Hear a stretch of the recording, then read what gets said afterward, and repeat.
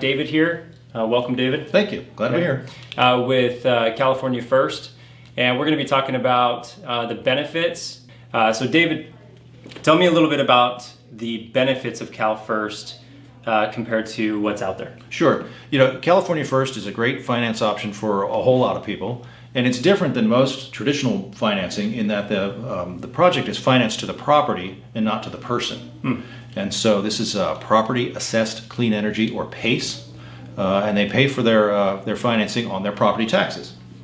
So what that means is there's three big differences with California First versus traditional financing because it's financed this way. The first is that the interest portion of their payments can be tax deductible. So that's very attractive to lots and lots of people. You can even say, you know, now part of your energy bill is tax deductible. Can be tax deductible. You should consult your tax advisor. You and I are not tax advisors. Yeah, no kidding. But the rules are that the interest portion can be tax deductible. So that's number one.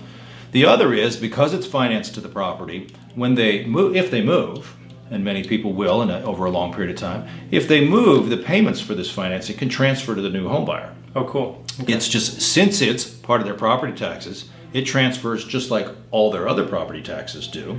And the new home buyer doesn't have to qualify for this financing like they may for a PPA or a lease or something like that, because this is just on their tax bill and they just assume the tax bill, which includes this financing. So that transfer is the second. And then the third is that since this is financed to the property and not to the individual, not to you or I, this doesn't appear on our own credit report.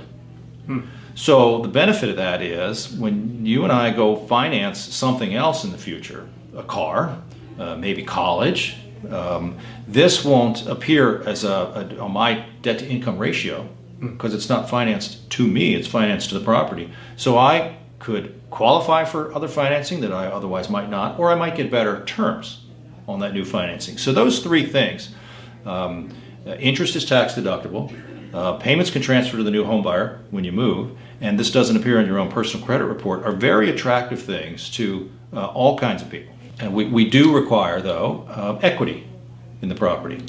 Minimum is 10% equity in the property, and we can finance up to 15% of the value of the property.